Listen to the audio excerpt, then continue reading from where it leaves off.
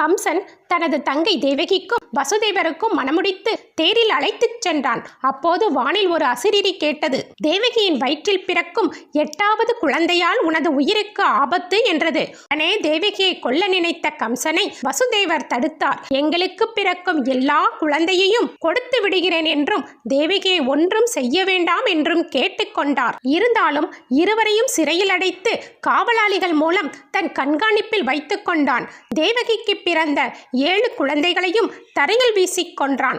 8வது குழந்தைக்காக காத்திருந்தான் கம்சன். ஆவணி மாதம் அஷ்டமி திதியில் நள்ளிரவு 12 மணிக்கு பிறந்தார் கிருஷ்ணர். தங்களுக்கு பிறந்த குழந்தையை பார்த்து தரிசித்துக் கொண்டிருந்தனர். போது நாராயணன் தோன்றி, என்னை கோகுலத்தில் உள்ள நந்தகோபர் மனைவி யசோதாவிடம் சேர்த்து விடுங்கள், அதற்கு பதிலாக அவர்களின் பெண் குழந்தையை இங்கு கொண்டு வாருங்கள் என்றார். இவ்வாறு கிருஷ்ணன் பிறந்த நாளை கிருஷ்ண ஜெயந்தி என்றும் அஷ்டமி நாளில் பிறந்ததால் கோகுலாஷ்டமி என்றும் அழைக்கிறார்கள். கிருஷ்ண ஜெயந்தி தினத்தில் பகவான் ஸ்ரீகிருஷ்ணர் நம் வீட்டிற்கு வந்து அருள்பாலிப்பதே கோகுலாஷ்டமியின் முக்கிய அம்சமாக பார்க்கப்படுகிறது.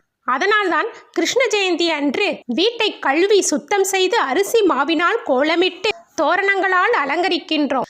வாசலில் தொடங்கி பூஜை அறை வரை குழந்தையின் கால் தடங்களை அரிசி மாவினால் பதிக்கின்றோம். ஆளிலை கிருஷ்ணன் தனது பிஞ்சு பாதங்களை அடிமேல் அடி வைத்து வீட்டுக்குள் தத்தி தத்தி நடந்து வருவதாக ஐதீகம். கிருஷ்ணர் சிலைக்கு பூக்களால் அலங்காரம் செய்ய வேண்டும். அதில் துளசி இருந்தால் இன்னும் சிறப்பு. பிறகு கிருஷ்ணருக்கு பிடித்த தயிர், வெண்ணெய், அவல் வைக்க வேண்டும்.